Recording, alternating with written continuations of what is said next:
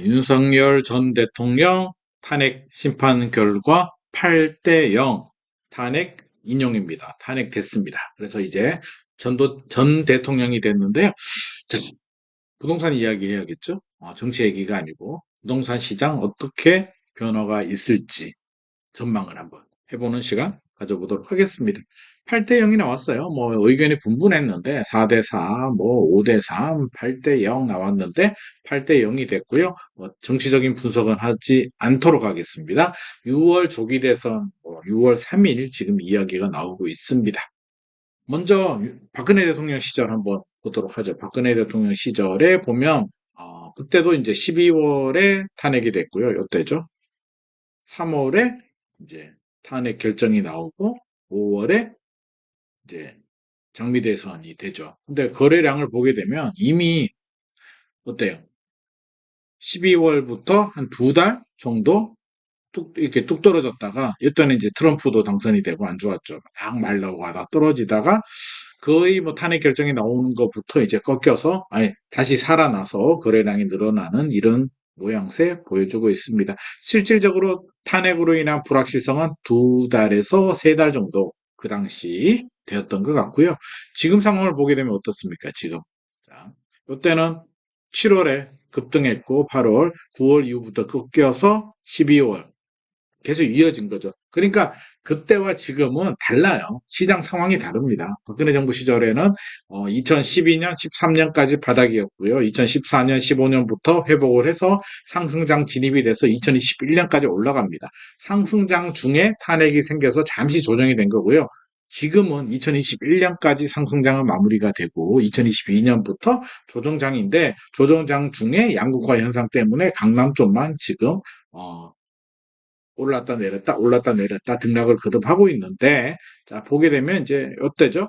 12월 안 좋았습니다. 3,247건 1월 3,400건인데 쭉 올라가죠. 토지거래허가 구역이 풀렸다가 묶였다가 하면서 급등을 하게 되는데 토지거래허가 구역 덕분에 정치적 불확실성이 실질적으로 심리적으로는 이미 벗어나 버렸다. 더 이상 영향권에서 벗어났다. 그래서 큰 영향을 주지 않습니다. 두 달 정도, 12월, 1월 두 달 정도 영향을 주다가 토제 때문에 실질적으로는 탄핵 불확실성은 제거가 된 상황입니다. 시장 상황을 보게 되면요. 그래서 탄핵은 크게 영향을 주지 않았고 과거와 비교해봐도 큰 의미는 없다. 과거는 과거고 그때와 시장 상황은 다르다. 박근혜 정부 때는 상승장이었고 지금은 조정의 구간이고 똑같이 비교할 필요는 없다. 그 얘기는 박근혜 정부 때 조기 대선 이후에 집값이 이제 계속 올라갔다. 정권이 바뀌어서 계속 올라갔다. 한마디로 민주당이 그때 문재인 대통령이 되면서 올라갔으니 이번에도 혹시라도 조기 대선이 시행이 돼서 민주당이 정권을 잡으면 집값이 계속 올라가는 거 아닌가? 이렇게 말씀하시는 분들이 있는데요. 그때와 상황이 다르다는 점 말씀드리고 싶습니다. 무조건 올라가진 않습니다.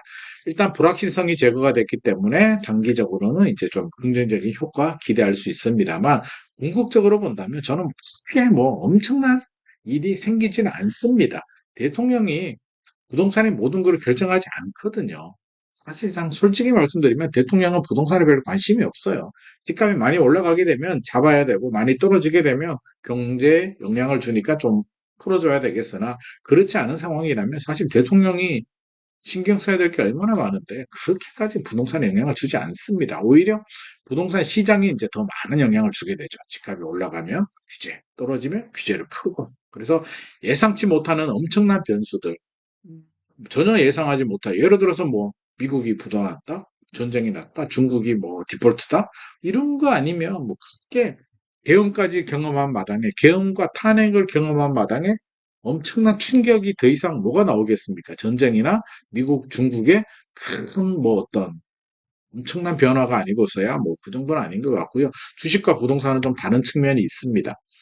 일단 향후 부동산 시장을 보게 되면 조기 대선까지는 일단 멈춥니다. 지금도 어차피 토지거래가 구역이 확대 지정되면서 이제 멈췄잖아요. 많이 올랐다가 내려와서 숨고르기 들어가는데 이게 맞물리면서 6월 3일 조기 대선 때까지는 정중동 될 것 같고요. 조기 대선 결과에 따라서 좀 달라지는데 이미 탄핵이 됐고 생각을 해보면요. 내가 집주인이다. 집을 파는 매도인 입장에서 생각해 보면 아니 탄핵이 됐어.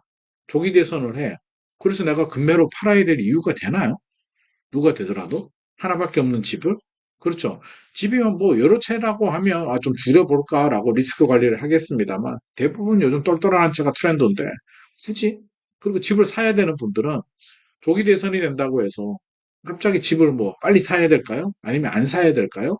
그렇지 않습니다. 그래서 실제로 부동산 시장, 내 집을 사고 파는 데는 엄청난 영향을 주지 않는다는 말씀 드리고 싶고요.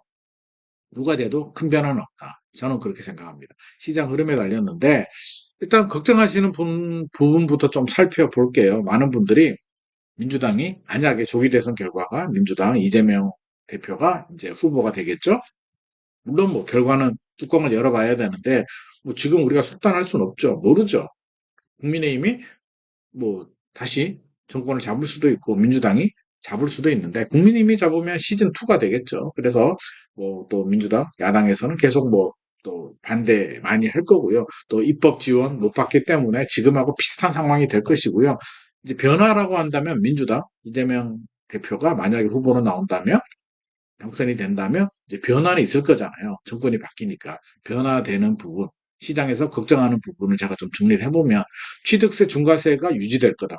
지금도 유지되고 있는데 국회에서 민주당에서 처리 안 해주고 있잖아요. 그래서 실질적으로 취득세 중과는 지금도 안 되고 있습니다. 그래서 뭐 특별히 달라질 거 없고요. 종부세가 좀 강화된다라고 하는데 집값이 막 다시 급등한다면 종부세가 강화될 수는 있는데 그냥 가만히 있는데 종부세를 막 강화하지는 않을 것 같고요. 공시가격 현실화는 할 것 같습니다. 제가 볼 때는 공시가격 현실화라고 한다면 공시가격을 10년에 걸쳐서 집값의 70에서 90% 수준까지 끌어올리는 건데 문재인 정부 시절에 추진하던 건데 아마 민주당은 공시가격 현실화를 하려고 할 것이고요.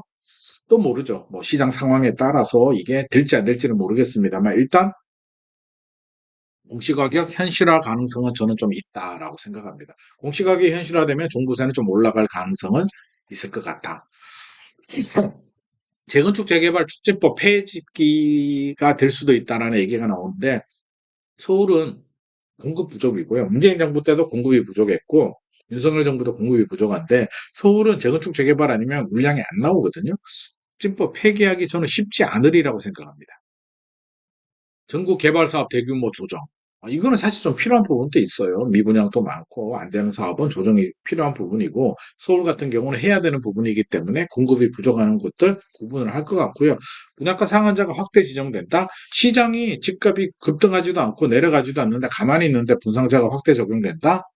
이렇게 되면 또 다른 부작용이 생기거든요. 왜곡이 되기 때문에 저는 개인적으로 이렇게 가만히 있는데 되지는 않으리라고 생각을 합니다. 만약에 지정하게 되면 강제로 분양가를 눌러버리게 되면 공급이 줄어들거든요. 지금 공급을 늘려야 되잖아요.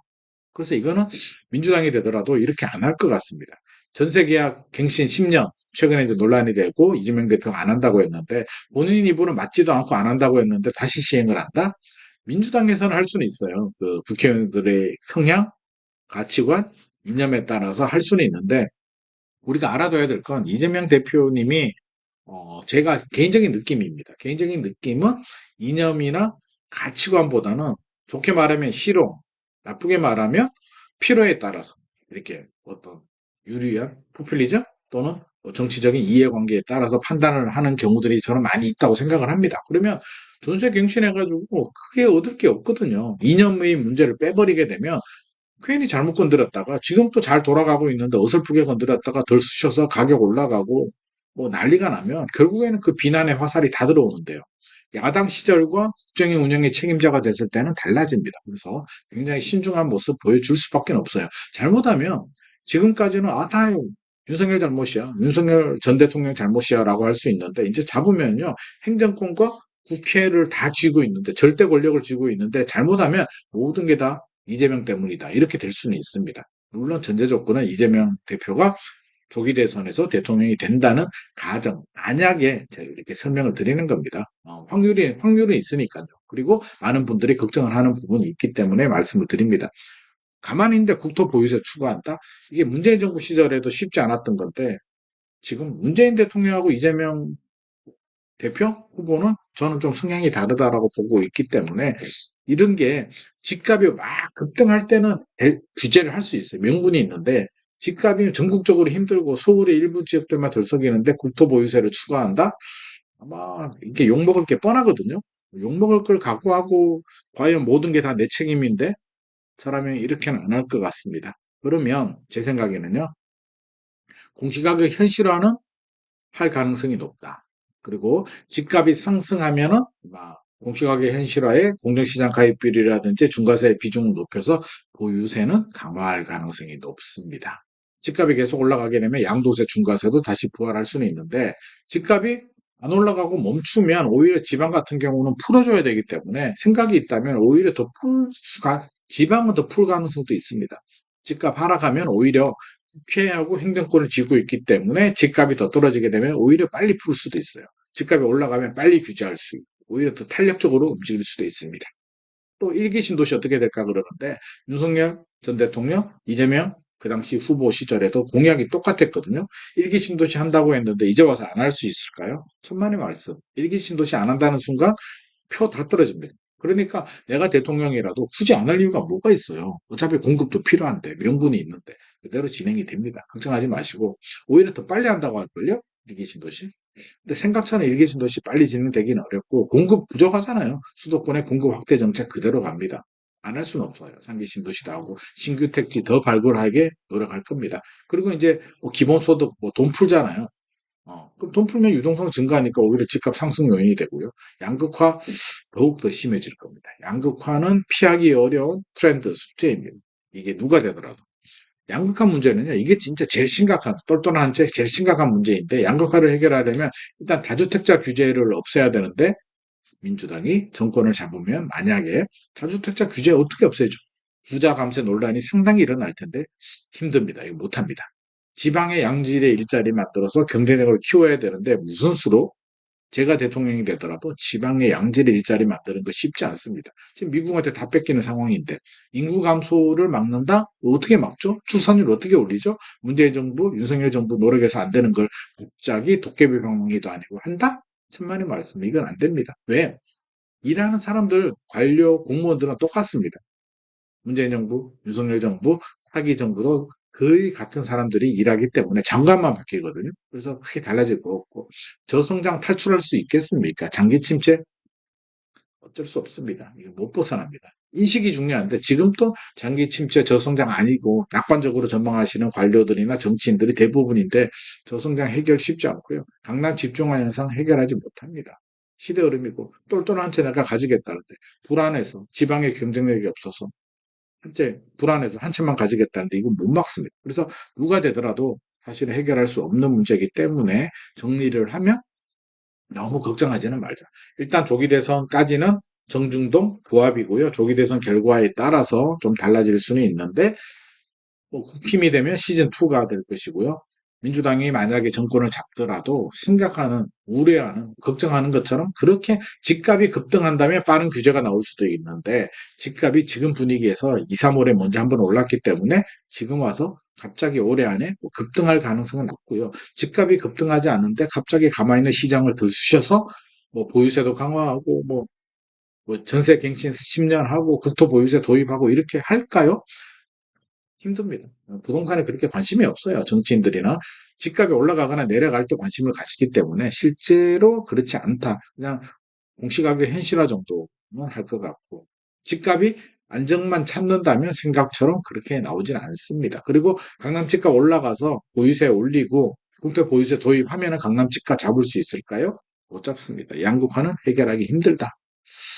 이 정도 이해를 좀 하시면 될 것 같고요. 일단 이제 조기 대선 시작을 하니까 조기 대선 결과를 지켜보면서 또 여러 가지 변화가 있으면 다시 한번 더 소개해드리는 영상 만들어서 올려드리도록 하겠습니다. 오늘의 내용이 도움이 되셨다면 좋아요와 구독 부탁드립니다.